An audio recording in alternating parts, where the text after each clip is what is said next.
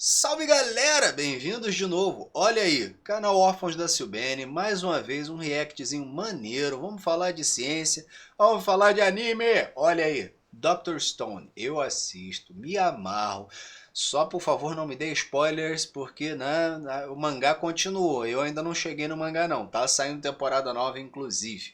E é um anime que fala de ciência, então, pô, me amarro, vai. É maneirinho, dá pra recomendar pros alunos.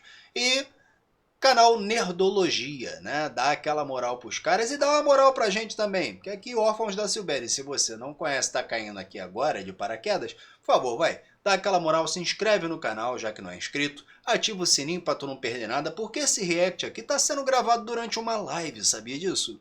Toda segunda e quinta-feira à noite, a gente vem aqui fazer o react ao vivo.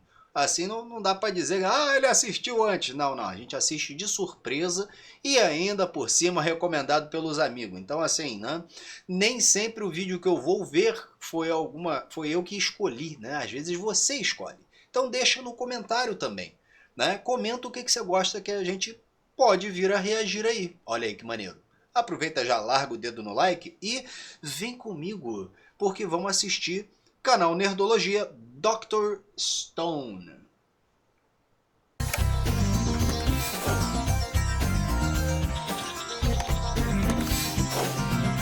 Ó, tem Sejam patrocínio. bem-vindos ao Nerdologia. Eu sou o Átila, biólogo, pesquisador e 10 bilhões por cento confiante na ciência. Hoje a gente vai ver se seria possível recriar a humanidade como em Dr. Stone. E como o próprio título diz, esse episódio aqui é sobre Dr. Stone.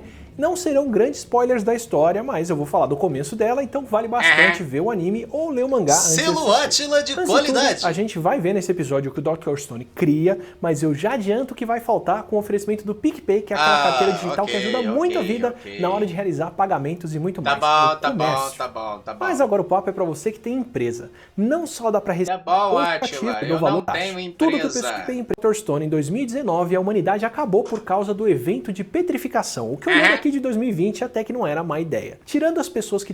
Em princípio, esse é o grande salto, assim, meu Deus, o que esse anime tem de loucura? O pessoal solta Kamehameha? O pessoal é bom pra cacete de espada? O pessoal, na verdade, é filho do capiroto com poderes ocultos? O cara é um vampiro? Não sei, né? Mas sempre tem a loucura do anime, né? No caso de Dr. Stone, a loucura é a humanidade foi petrificada e agora tem um maluco aí que despetrificou e ele quer reconstruir a humanidade da Idade da Pedra. E ele vai usar a ciência para isso. Estavam a bordo da Estação Espacial Internacional, que inclusive aparecem no anime e no reboot no mangá. A humanidade inteira foi transformada em pedra em um evento que deve, inclusive, render um episódio à parte aqui no Nerdologia. Mas no ano de 5.738, o Sem Medo conseguiu acordar. A gente sabe o ano porque ele passou mais de 3.715 anos e 241 dias contando segundos, o que é um tanto difícil porque haja precisão. O Sem Medo teve que contar 117 bilhões, 354 milhões, 893.870 segundos depois de petrificado. E se ele acertou segundos por tanto tempo, o cérebro dele é um dos relógios mais precisos que a gente conhece. Para um relógio mecânico ser preciso o suficiente para receber o certificado de cronômetro do Centro de Controle Oficial de Cronômetros Suíços, o Contrôle Officiel Suisse de Chronométrie, ele precisa variar no máximo 10 segundos por dia. Se o Senku tivesse a mesma precisão de um cronômetro suíço, ele estaria errado na marcação de tempo em mais de 1 milhão de segundos depois desses 3.000 e tantos anos, que dá por volta de um ano. Então ele provavelmente acordou entre 5.737 e 5.739, mas poderia corrigir a estimativa medindo e comparando a posição das estrelas, como ele percebeu depois. Sim, porque as estrelas são um dos melhores cronômetros de longo prazo que a gente tem. Porque tem essa. O Senku, ele não é um gênio qualquer, um gênio da porra toda. Então ele olhou pro céu assim, a posição das estrelas mudou, tá assim, assado. Então deve ter passado tantos anos por conta da inclinação da Terra que vai mudando. Pô, meu irmão, assim, pode ser que tenha um desse assim no planeta? Pode ser, mas pra mim o segundo salto é o quão absurdo é o Senku. Elas se movem devagar, mas constantemente. Senku é o nome do protagonista, tá? Pelo amor de Deus, hein? Olha lá o que você está pensando assistindo esse react. Os braços do Cruzeiro do Sul, por exemplo, estão subindo. Há 50 mil anos atrás, a cruz estava de ponta cabeça em relação a hoje em dia, de tão mais para baixo que esses braços estavam. E assim que o Senku acordou, antes de ganhar o apelido de Dr. Stone, a primeira coisa que ele se dispôs a fazer foi o fogo. Na verdade, antes disso, ele foi fazer uma roupa de vinha para poder cobrir as vergonhas, mas voltando pro fogo, ele desistiu rápido porque dava muito trabalho e aí partiu para fazer ferramentas de pedra para depois fazer uma corda e com ela fazer o fogo. O que até coincide com a história da humanidade. E, na verdade, a história de mais do que a humanidade. Porque as ferramentas de pedra mais antigas que a gente conhece foram encontradas no lago Turkana, no Quênia, e foram datadas em 3,3 milhões de anos. São mais ou menos 3 milhões de anos a mais ou mais antigas do que o primeiro grupo de humanos. Foram provavelmente feitas por um Australopithecus ou um Kenyanthropus, enquanto a evidência de fogo mais antiga que a gente tem vem de 1 milhão de anos atrás, 2 milhões de anos depois das ferramentas. Mas isso também pode acontecer, primeiro veio a ferramenta, porque o fogo e o depois carvão veio o deixam fogo, evidências que duram muito menos do que pedra lascada. É verdade. Pode ser que a gente Tem tenha isso começado também. a manipular o fogo bem antes desse registro mais antigo que conhecemos. E depois de fazer o fogo, o Dr. Stone partiu para acordar o seu amigo Taiju para ter uma mão de obra, o Pink, para o seu cérebro. Com muito experimento e muitos testes, como a ciência é feita, ele chegou na receita de acordar petrificados e acordou o Taiju e de quebra o Tsukasa. Tsukasa serve bem mais para conflito, para a ciência ter que avançar contra um inimigo, que nesse caso tem muita força bruta, e haja força para começar matando um leão na mão. Ele, na verdade, braço, atende mais impossível no braço, no ele universo do matou Dr. Stone. um leão É um inimigo no que braço. faz muito mais sentido mangazístico do que biológico. Com certeza. Mas algumas coisas seriam um pouco diferentes do que o Dr. Stone encontrou e fez.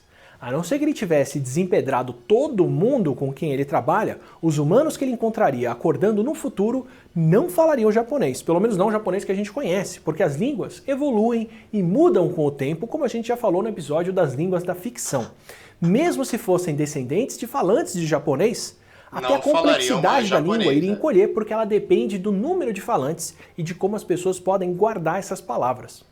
Sem livros, sem a cultura como a gente conhece hoje em dia e sem a complexidade para as palavras descreverem, essas pessoas não teriam um vocabulário grande. Sem engenheiras e sem astrônomas, não existem as palavras que descrevem elas. Então, língua, alfabeto, números, unidades de medida e escrita estão entre as primeiras ferramentas que ele teria que desenvolver. E elas só fazem sentido se for para ele ensinar outras pessoas que encontra. Senão, primeiro a gente mostrar não pra tem como galera como é que é, registrar né? a cultura. Ou seja, uma das primeiras invenções do Dr. Stone teria que ser a escola.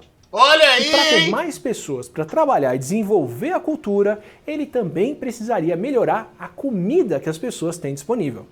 As cabras são bem espertas e provavelmente seriam um animal domesticado com mais chances de sobreviver por conta própria. Entre as plantas, talvez mandioca, batata, trigo, arroz e algumas outras também durassem lá, mesmo domesticadas. Se não tiver nada disso por lá, ele teria que procurar os melhores candidatos à domesticação. Algumas aves, como os pombos, podem servir como fonte de carne, e o painço ou panço que ele usou para fazer o ramen é um bom candidato à planta domesticável. E para garantir a recriação da humanidade, da cultura e da tecnologia, ele também teria que inventar o comércio.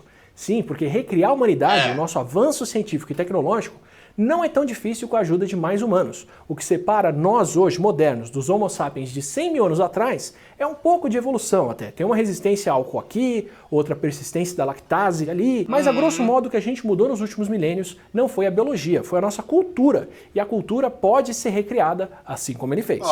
O que a gente acumulou de lá para cá foram as tecnologias e o conhecimento que nós temos. Aos poucos, dia a dia, ano a ano, por acaso e por muito esforço aprendemos a fazer ferramentas, domesticamos plantas e animais, construímos, exploramos, descobrimos, mas tudo isso dependeu da troca de ideias. Esse conhecimento... A gente domesticou planta, tá? Não domesticou só animais, não. Vamos lembrar, né? Dr. Stone tá tentando fazer essa recriação da humanidade ali, na raça e na coragem. Mas, meu irmão, a banana que a gente compra ali no mercado, você vai no Guanabara comprar 1 quilinho de banana, né? Uma dúzia, um cacho. Compadre, não é igual a banana de 5 mil anos atrás, não. Já viu as imagens, as fotos bonitinhas, né? A diferença da banana doméstica para a banana selvagem? Pô, meu irmão, tu acha que banana não tem semente? Ela tem semente. Só que a domesticada você não, né? Cadê? Agora vai procurar uma banana selvagem. Aí o negócio, cuidar lá ele, né? Vai procurar, meu pai do céu. Olha o que vocês me fazem falar, tá vendo? Comentários, lá ele. A gente se vê por aqui. É complexo demais para caber na cabeça de uma só pessoa e precisa ser dividido com muito mais gente que o Dr. Stone treinou. E o que desde sempre favoreceu a troca de ideias entre as pessoas e o acúmulo muito mais rápido de conhecimento foi o comércio. Como o Jared Diamond conta em Armas, Germes e Aço, não foi uma competência inata dos europeus que levou eles a virem para as Américas e não o contrário. A Europa está junta da Ásia e da África e tem uma área muito maior para encontrar as melhores plantas, os melhores animais para domesticação e tem muito mais gente para reter esse conhecimento na cabeça e passar isso adiante, especialmente antes da gente ter os livros. E a Rota da Seda é memorável até hoje, justamente porque integra a troca de tecnologias por essa região toda. Temperos, comida, religião, tecnologias como a seda, tudo isso fluiu através da compra e venda do comércio. Com a linguagem escrita, pessoas e troca o suficiente, aí sim os próximos passos seriam muito mais prováveis. E nesse episódio aqui pode parecer que não, mas eu tenho dois ótimos livros para recomendar. Um deles é o Armas, Germes e Aço, que eu já falei, do Jared Diamond, que discute a evolução da cultura e das tecnologias da humanidade, que deve ter muita coisa ultrapassada. Gostei do título, que é praticamente o que os europeus trouxeram para as Américas, né? Armas, germes e aço. Passada, porque o livro é de 2000 e pouco, já que de lá para cá a tecnologia, a antropologia e a arqueologia avançaram bastante, mas as ideias centrais são excelentes. Ele que discute como o tamanho da cultura dos aborígenes da Tasmânia encolheu quando a ilha se separou da Austrália, porque agora tinha menos gente para poder trocar e compartilhar esse conhecimento. Caraca. Um outro livro ótimo para quem se empolgou com o Dr. Stone, How to Invent Everything, do Ryan North. Que é basicamente um guia de como recriar a humanidade do zero se você fosse parar numa viagem do tempo que deu errado. Vai muito na mesma linha do Dr. Stone e dá uma boa explicação sobre a ciência envolvida em tudo que a gente já criou de cultura. Maneiro. E agora, partindo para os comentários do episódio passado sobre as maiores mordidas que a gente já viu, o Júnior Tapajós perguntou se é verdade que os jacarés não têm muita força para abrir a boca. Sim, eles e praticamente todo animal vertebrado que tem mandíbula, incluindo nós humanos. Não necessariamente um elástico de dinheiro dá conta de segurar a boca do jacaré, nem recomendo testar, mas tem muito a ver com como os nossos músculos funcionam. Os nossos músculos só conseguem fazer força contraindo e não para expandir. Pode reparar, por exemplo, no movimento que você faz com qualquer grupo muscular na academia. Quem faz força, por exemplo, para fechar o braço é o bíceps. Quem faz força para abrir é o tríceps, que fica do lado oposto do braço, sempre contraindo.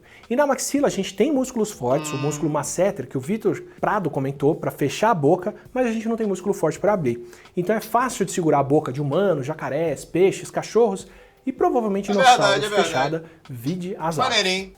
E o João perguntou qual é a vantagem de usar a mordida da boca ao invés de usar outras partes do corpo para caçar. Eu acredito que é um misto de necessidade e oportunidade. A boca tem a mandíbula, tem os dentes, tem músculos fortes e tem os dentes, que são um dos materiais mais duros do reino animal. Então é uma boa combinação para os vertebrados. Mas tem vários animais que usam as patas para caçar, como os felinos.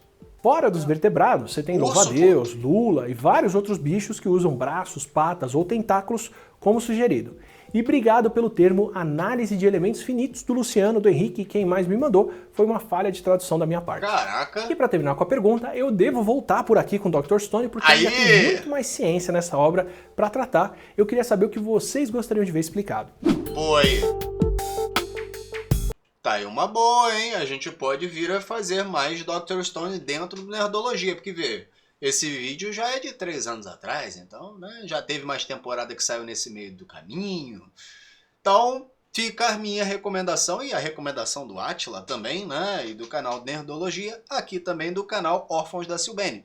Se você quer um anime para chamar de seu, anime, sabe? Aquele desenho japonês, então, anime também é cultura. E no caso do Dr. Stone, é um anime muito maneiro de você citar na sala de aula. Eu gosto pra caramba porque tem muita ciência. Tem química, tem física, tem um pouquinho das duas misturado. Então tem um momento que ele precisa desenvolver antibiótico, tem um momento que ele precisa desenvolver ácidos, bases, fazer reações complexas, desenvolver explosivos. Olha aí, teoricamente ele ensina a fazer bomba. Não ensina assim desse jeito também não. Vai devagar com a louça, tá?